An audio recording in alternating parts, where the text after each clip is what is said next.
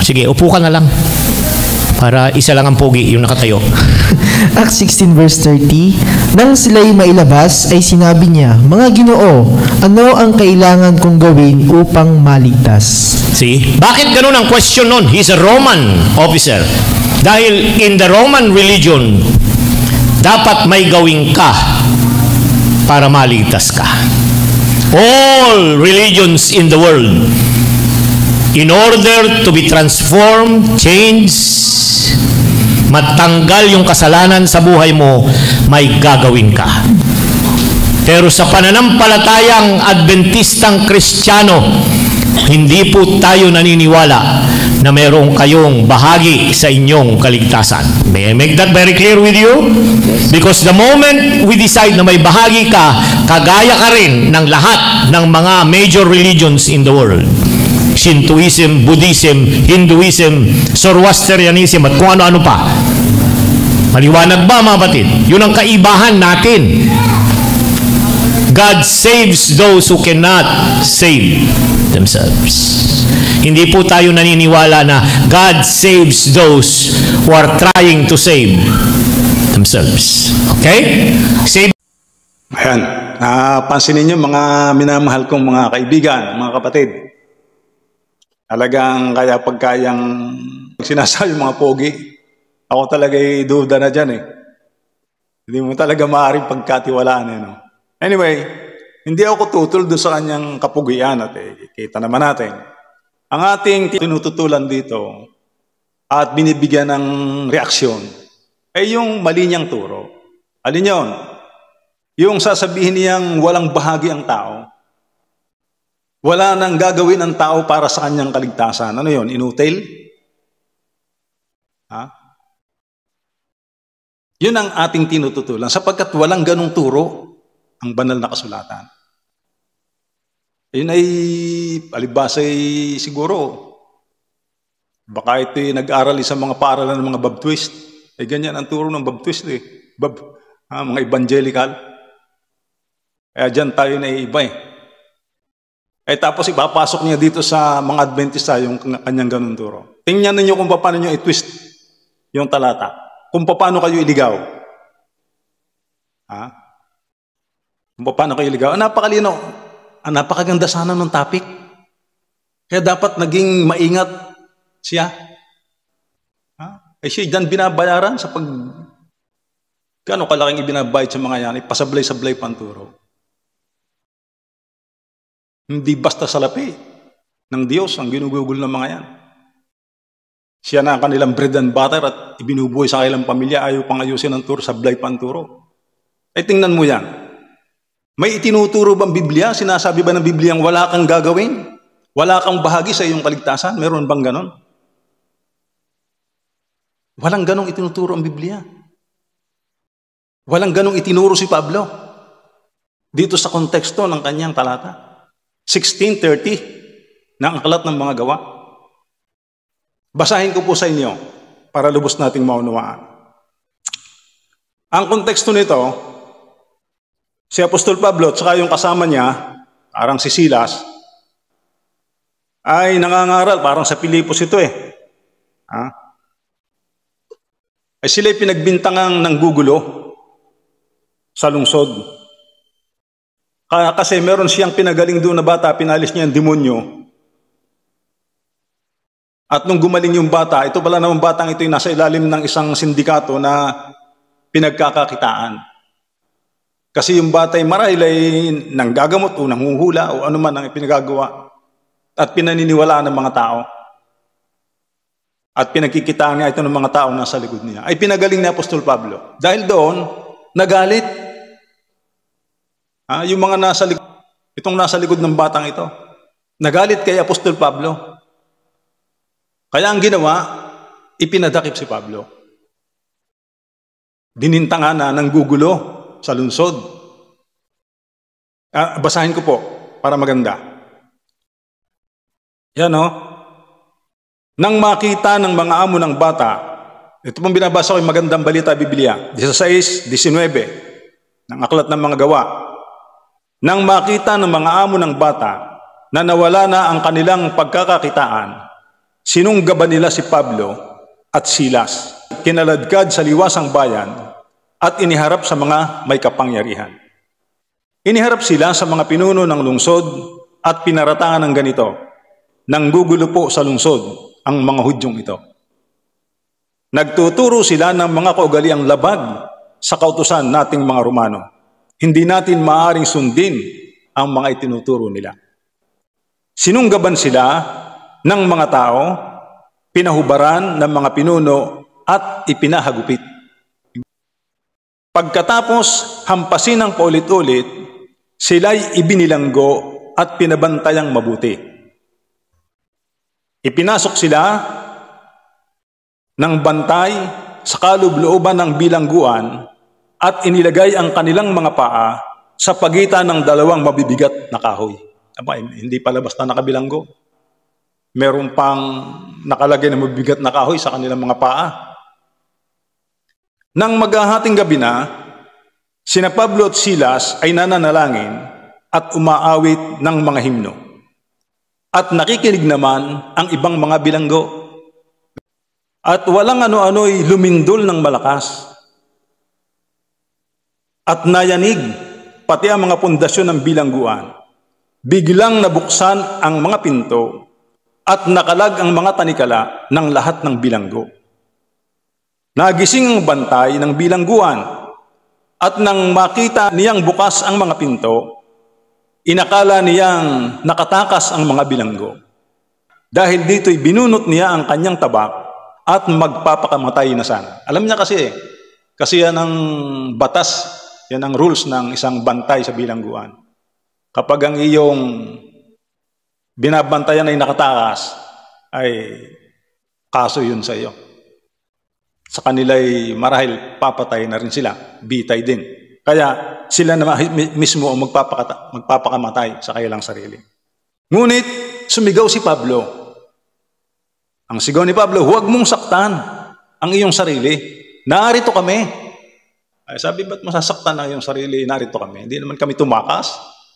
Yan, parang gano'n ang sabi ni Apostol Pablo. Kaya humingi ng ilaw ang bantay, patakbong pumasok at nanginginig na nagpatira pa sa harapan ni Pablo at Silas. Sila'y inilabas niya at sinabi, mga Ginoo, ano po ang dapat kong gawin upang ako'y maligtas? Ay, napakaganda ng tanong. Ano ang dapat kong gawin upang ako'y maligtas? Ay, ang mahirap dito kay Pastor, Relioma. Ay, hindi na binasa yung kasunod. Tumigil na dito sa 30. At pagkatapos, ay nag-exegete o nag-explain na. Sinundan na ng mga comics, sinundan na ng kanyang mga nabasa sa comics. At,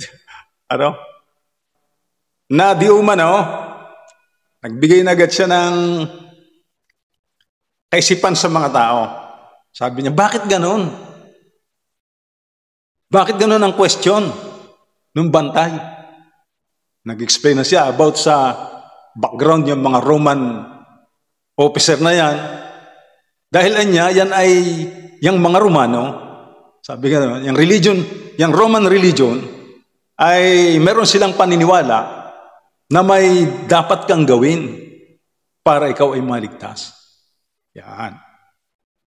Kaya yun ang tanong daw nung Roman officer.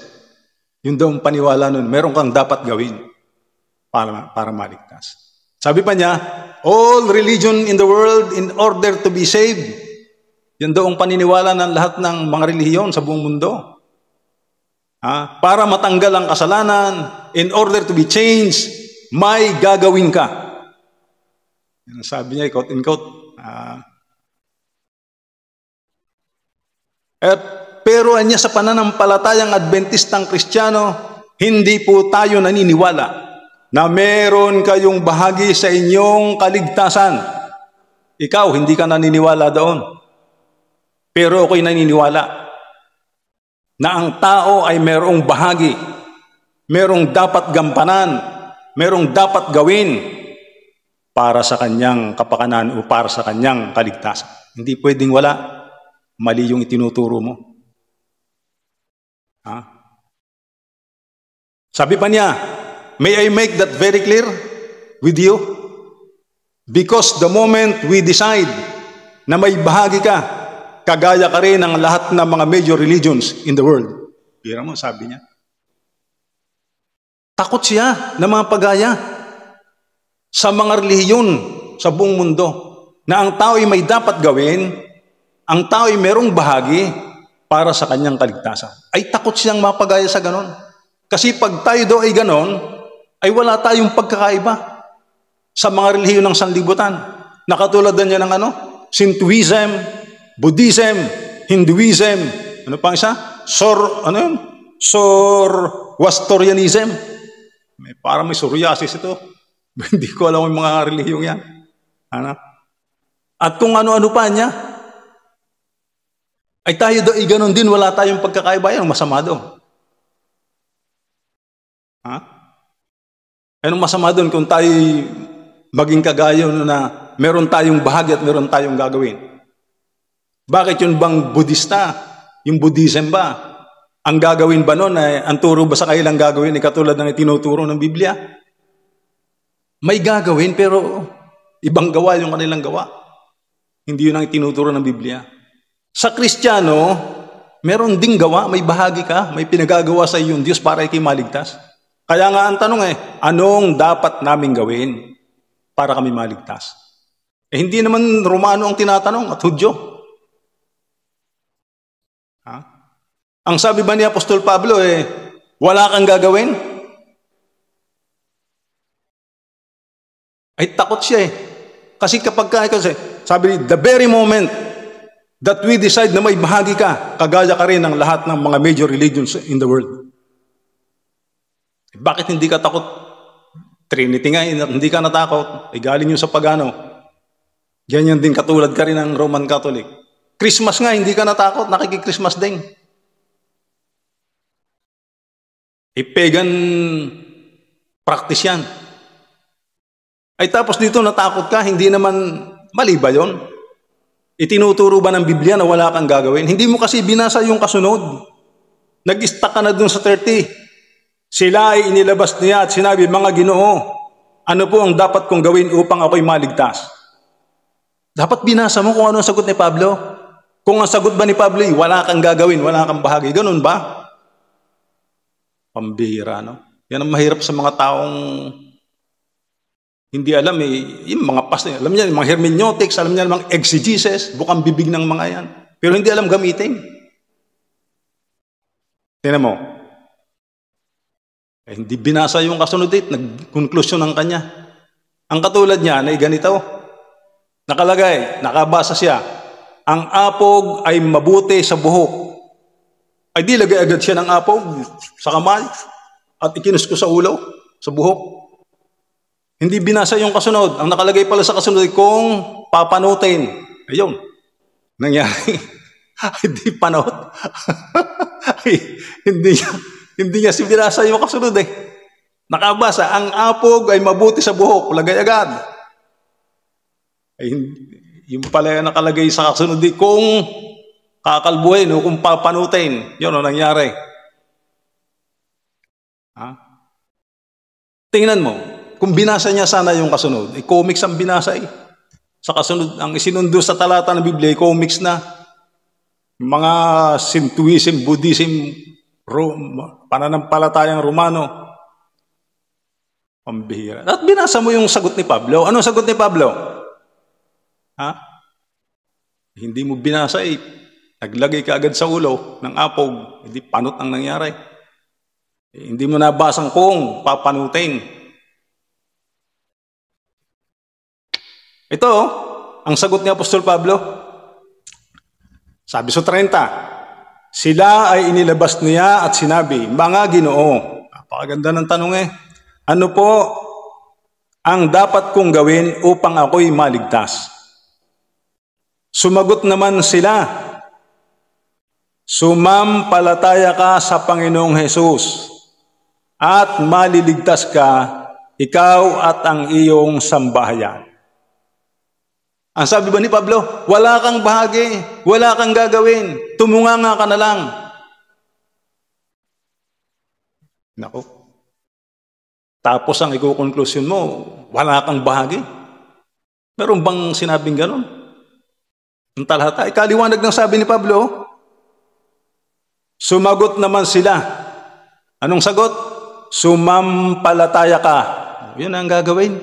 Sumampalataya ka sa Panginoong Hesus at maliligtas ka, ikaw at ang iyong sambahayan. 32. At ang salita ng Panginoon ay pinahayag nila sa Kanya at sa lahat ng nasa Kanyang bahay. Interesado yung bantay. Ipinahayag na ni Pablo at ni Silas doon sa bantay ng bilangguan yung salita ng Panginoon kasama ng kanyang sambahayan. Nang gabi ring iyon, hinugasan ng bantay ang kanyang mga sugat at sila'y nagpabautismo, pati ang buo niyang sambahayan. Anong ginawa? Sumampalataya. Ano pa? Nakinig ng salita ng Diyos. Ano pa? Nagpabautismo. Wala bang ginawa? Wala bang gawain? Wala bang bahagi?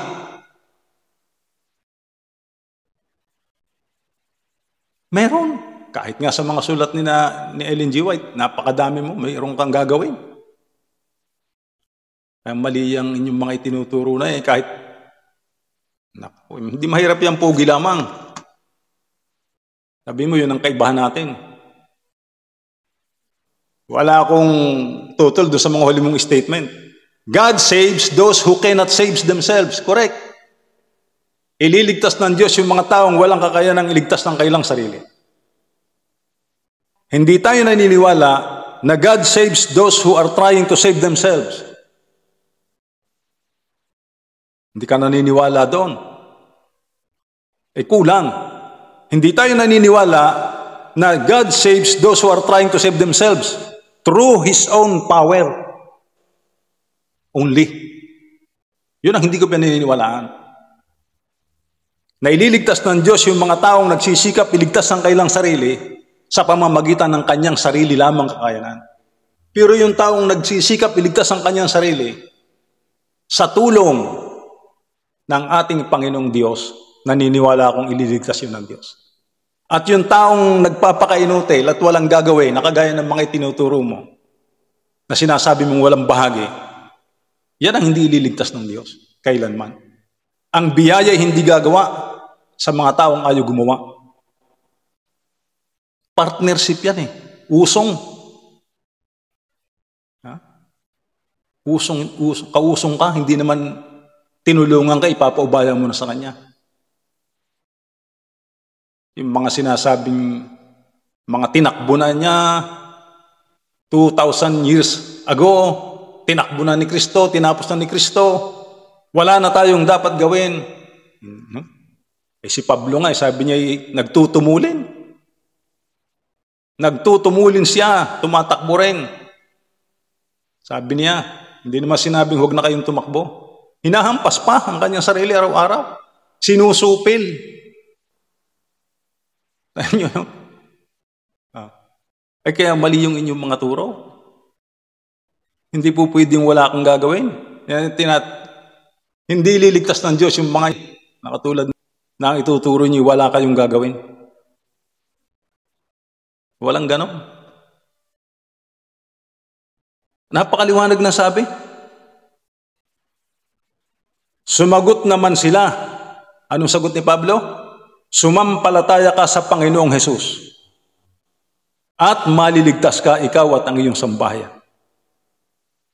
Ang sasampalatayan na ng Panginoong Hesus, ano naman ang sabi ng ating Panginoong Hesus? Nung may magtanong sa Kanya, Guro, ano ang dapat kong gawin upang ako'y maligtas? Ano sagot ng Panginoon? Sabi ba ng Panginoon ay tumunganga ka na lang, wala kang bahagi. Sapagkat pagka ikinagkabahagi diyan, para kang Romano, para kang Hinduism, para kang Soterianism, kung anong mga yon, ay iba ka. Ikaw ay walang gagawin. Tunganga ka lang. Ganun ba? Hindi ganun. Sabi ng Panginoon, kung nais mong magmana ng buhay na walang hanggan, sundin mo ang mga utos. Sabi naman ni Pablo, manampalataya ka. May pastor na nagsabi sa akin, yung bang pananampalataya ay gawa? Ay, tanongin mo si Pablo. Kung hindi gawa yan, kalinaw ng tanong. Anong aking gagawin? Ano sabi ni Pablo? Manampalataya ka. O, hindi gawa. May gagawin? Wala. Meron. Manampalataya. Kahit yung salitang pananampalataya, yun ay malalim. Hindi lahat ng pananampalataya ay tinatanggap ng Diyos. Ikaliligtas ng tao. Sapagkat maliwanag ang turo ng Biblia, ang pananampalataya na walang gawa ay patay. Walang kabuluhan. Hindi yun yung kapagtatamo ng kaligtasan. Kaya yung pananampalataya ng iba, nananampalataya nga, ay tuloy naman panay naman ang sungaba doon sa ribulto. Ano sungaba? Panay naman ang paano? Kaya liligtas noon. Makakapagligtas ba sa yung pananampalatayang ganon? Makapagliligtas ba sa tao yung pananampalataya niyang panay naman ang paglabag sa kautusan ng Diyos? Kaya nga sabi ni Pablo, doon sa bantay, manampalataya ka sa Panginoong Hesus. Kaya pag-aaralan mo yung turo ng iyong sinasampalatayanan. Ano ang turo ng ating Panginoong Hesus para ka maligtas? Bukod sa sinabi ni Pablo, ikaw ay manampalataya, sundin mo ang mga kautusan ng Diyos. Sabihin niyo naman, walang gawa. Ay di, subukan ninyo. Alam niyo yung sinasabi ninyo, bumabalagbag yan sa inyong mga lalamunan eh. Hindi niyo naiintindihan. Sabihin, walang bahagi ang tao, walang bahagi bagang. Lagi nga sabi niyo mag-ikapo at pag hindi nag-ikapo, hindi maliligtas. Paano nga sabihin niyo walang bahagi? Kayo ba yan? Kumain nga lang ng baboy, sabihin niyo hindi naligtas. Pag hindi nag-ikapo, sabihin niyo hindi ligtas. Tapos sabihin niyo walang bahagi, wala kang gagawin. Pambihira mga pastor ito. Paghabag. Saan ba kayo nakakita ng ganyang turo? Kung gusto nyo kontrahin ako sa akin, sinasabi sa inyo, kahit maghapon tayo magdiskusyon, buong buhay natin magdiskusyon tayo, hindi ubra sa akin yung mga sistemang yan. Ay di, kayo doon sa walang gagawin, walang bahagi. At ako'y doon sa sinasabi ng Bibliang may bahagi, meron kang dapat gambanan. Kasi ang tao, may free will ang tao. May right yan, binigyan ka ng right. Araw-araw tayong may ginagawa. Paggising mo pa lang sa umaga, lagi tayong nasa gitna ng karnal at espiritual na bagay sa mundong ito. Ng mabuti at masama, ng buhay at ng kamatayan. Every day, every moment. At yan ay nakasalalilisan sa iyong pagpili. Gagawin ko ba kahit na may udyok ang banal na espiritu, yes, may guide. Lagi kang tinuturuan, pero nasa iyo pa rin ang pagpili. Gagawin ko ba o hindi? May bahagi ang tao, yung pagsusuko mo. Kung gusto mong ikimaligtas, araw-araw, ibigay mo yung iyong sarili sa Diyos. Isuko mo ang iyong sarili sa Panginoon. Magpatianod ka sa Kanya. Huwag mo siyang kontrahin. Yun ang iyong papel, yun ang iyong bahagi. Hindi pwedeng wala kang bahagi sapagkat ang Diyos ay may etiketa yan. Kita ninyo? Ako'y hindi naman basta pumapasok sa inyong puso. Ako'y nakatayo sa pintuan ng inyong mga puso, kumakatok. Basta ba pumapasok? Hindi naman yung bastos. Kung hindi mo siya pahintulutan, sabi niya, kung ako'y inyong buksan, ay ako'y papasok sa inyong mga puso. At ako'y hahapong kasalo nyo. Anong iyong bahagi? Ikaw ang magbubukas. Sasabihin nyo walang bahagi. yung salitang pananampalataya, kaakibat niya ng gawa. Kahit basahin ninyo, aklat ng Hebreo 11, basahin ninyo, lahat ng pananampalataya doon may kaakibat na gawa. Kasi nga, sabi ni Santiago, ang pananampalataya na walang gawa ay walang kabuluhan, patay. Hindi maaari yung pananampalatayang nawala ang nangawa. Ay tuturo mong walang gawa. Ililigtas pa ng Diyos yung mga tuod? Til na kagaya ng tinuturo ninyo? Kayo yung mag-isip. Kasi tuturo nyo yan. Hindi ka naman nagbasa ng talata. Nagtigil ka lang sa isang talata. Iko-conclusion mo na yung mali mong unawa. Huwag nyo kasing ilagay sa Biblia, isaksak sa Biblia, yung inyong mga preconceived, yung inyong mga laman ng kaisipang buktot naman. Kita mo, ang ituturo nyo, walang bahagi ng tao.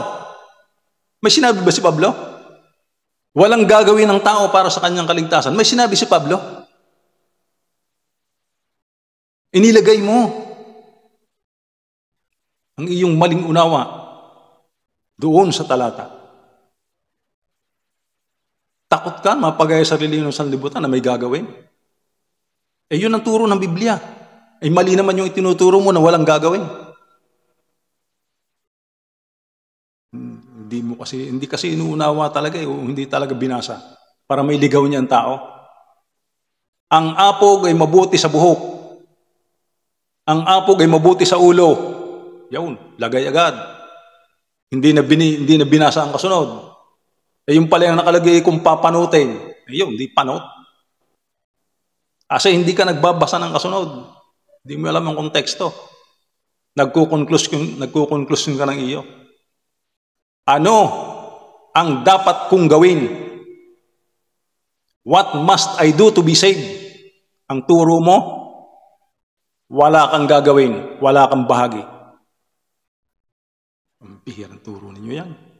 Ikaw'y paniniwala ng tao kasi kayo yung alam niyo kayo nag-aral. Twisted naman ang inyong inaral.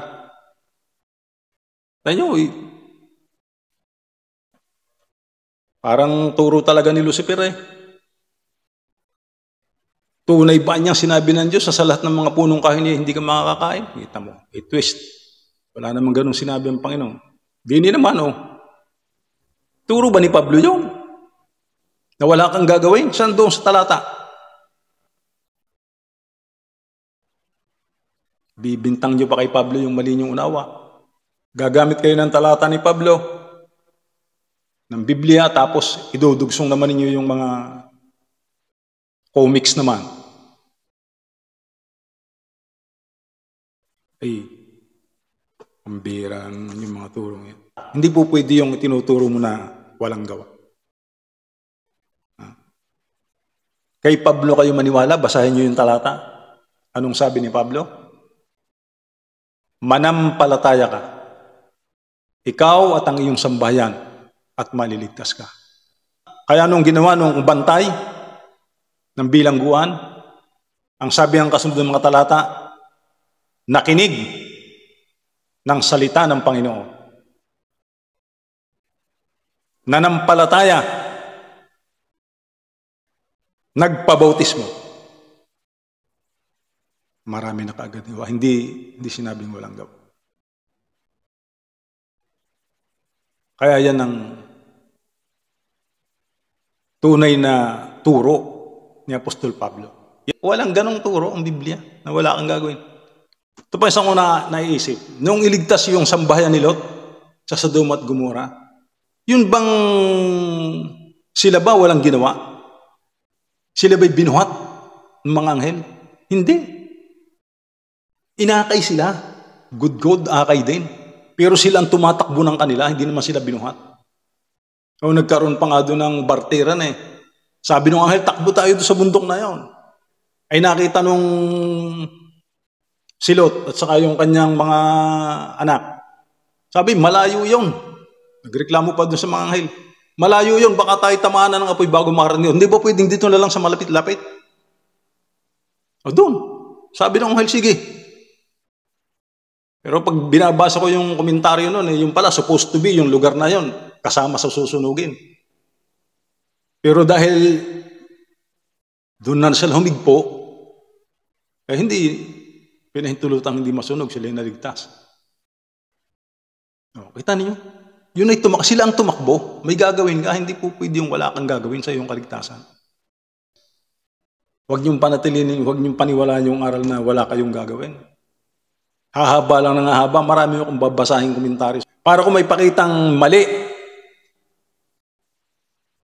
yung turo nitong mga pastor na ito. Yan o, kaliwanag na komentaryo. Madaming komentaryo sa sulat ni Ellen G. White. We hear a great deal about faith, but we need to hear a great deal more about works.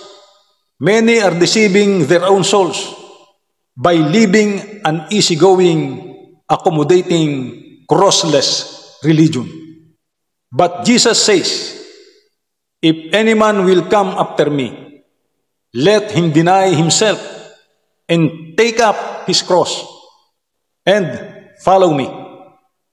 Signs of the Times, June 16, 1890. If we are faithful in doing our part, in cooperating with Him, God will work through us to do the good pleasure of His will. But God cannot work through us if we make no effort. If we gain eternal life, we must work and work earnestly. Let us not be deceived by the repeated assertion. All you have to do is to believe. Faith and works are two oars which we must use equally if we would press our way up the stream against the current of unbelief. Faith, if it had no works, is dead, being alone. The Christian is a man of thought and practice. His faith fixes its roots firmly in Christ. By faith and good works, he keeps his spirituality strong and healthy, and his spiritual strength increases as he strives to work the works of God. Review and Herald, June 11, 1901. Let my brethren be very careful how they present the subject of faith and works before the people, lest minds become confused. Let no man present the idea that man has little or nothing to do in the great work of overcoming, for God does nothing for man without His cooperation. Napakaliwanag ng pagkasabi, no? Let no man present the idea that man has little or nothing to do in the great work of overcoming, for God does nothing for man without His cooperation. Neither say that after you have done all you can do on our part, Jesus will help you. Christ has said, without me ye can do nothing. From first to last man is to be a laborer together with God. Unless the Holy Spirit works upon the human heart, at every step, we shall stumble and fall. Men's effort alone are nothing but worthless. But cooperation with Christ means a victory. Never leave the impression on the mind that there is little or nothing to do on the part of man, but rather teach man to cooperate with God that he may be successful in overcoming. Ay mapanganib itong itinuturo nitong mga kapatid nating ito. Let no one say that your works have nothing to do with your rank and position before God. In the judgment, the sentence pronounced is according to what has been done or to what has been left undone. Matthew 25:34-40. Effort and labor are required on the part of the receiver of God's grace. For it is the fruit that makes manifest, that is the character of the tree. Although the good works of man are of no more value without faith in Jesus than was the offering of Cain, yet covered with the merit of Christ, they testify to the worthiness of the doer to inherit eternal life. That which is considered morality in the world does not reach the divine standard and has no more merit before heaven than had the offering of Cain. May merit din pala. Sabi ro, no? That which considered morality in the world does not reach the divine standard and has no more merit before heaven than had the offering of Cain. Kaya nga nakikita natin, no? Mali yung kanilang itinuturo. Hindi totoo na ang tao ay walang bahagi para sa kanyang kaligtasan. Maliwanag po ang turo ng banal na kasulatan. Maniwala tayo sa Panginoon, maniwala tayo kay Pablo. Huwag dyan sa mga maling turo ng mga poging pastor na yan. Biblia, ang batayan. Ito. Nakita mo. Ha? Ang turo niya, walang bahagi ng tao. Walang gagawin. Ano sabi ni Pablo? Meron. Manampalataya ka. Ano sabi ni Kristo? Sundin ang mga utos. Kung gusto mong magmana ng buhay na walang hanggan. Bahala kayo. Kung kayo naniwala dyan sa mga poging pastor na bula naman, di bahala kayo. Pero sa ganang akin, kay Kristo kung maniniwala. At kung gusto naman ninyo, di testingin ninyo. Testingin ninyo. Yung mga pastor na yan. Kung totoo ang kailan sinasabi, huwag kayong mag-ikapo. Huwag na kayong mangili ng sabat. Wala namang bahagi ka, wala ka namang, anong gagawin mo? Ligtas ka na rin eh. Wala kang bahagi. Oh. Tanungin mo sila, doon sa kanilang sinasabi. Bakit may mapapahamak pa? Hindi nyo ba alam na ang tao ay hatulan ayon sa kanyang gawa? Kung nais mong magmana ng buhay na walang hanggan, sundin mo ang mga utos. Anong gagawin namin para maligtas? Manampalataya ka sa ating Panginoong Jesucristo. Ikaw at ang iyong sambayan ay maliligtas. Gawin natin ang ating bahagi. Yun ang tungkulin ng tao, sangayon sa Ecclesiastes. Ang tungkulin ng tao ay sumunod sa kanyang utos.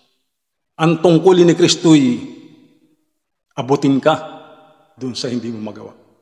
Siya ang ating tagapamagitan. Bago magsara ang pinto ng away, masumpungan tayo na tayo nasa kanyang panig. Upang kung dumating ang ganung panahon, hindi tayo matitinag. Ang banal magpapakabanal. Matuwid magpapakatuwid. Yun ang ating pakanasain. Ang tayo'y masilyuhan ng banal na Espiritu. Upang tayo'y maging handa sa pagkahayag ng ating Panginoong Hesus sa mga lapat ng langit. Tayo makasalubong at makasabing, narito ang aming Diyos. Kami nasasabik sa iyong pagliligtas. Kaya nga, do your very best and God will do the rest. Maniwala tayong sapat ang dugo, sapat ang sakripisyo ni Kristo upang siyang pumuno sa ating mga kakulangan. Basta gawin lang natin ang ating tungkulin. Sumunod tayo sa Kanya. Ipasakop natin ang ating mga puso. Gawin natin ang pinakamabuti na ayon sa Kanyang banal na kalooban. At ako'y naniniwala, ang Diyos ay hindi liko upang limutin ang ating mga gawa. Siyang Diyos na sa atin ay magliligtas.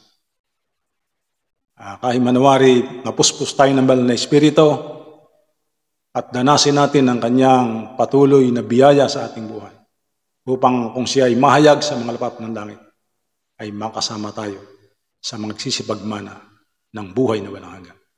Ang pagpapala ng ng Diyos ang palaging sumaatin ngayon at magpakailanman sa pangalan po ni Jesus. God bless po.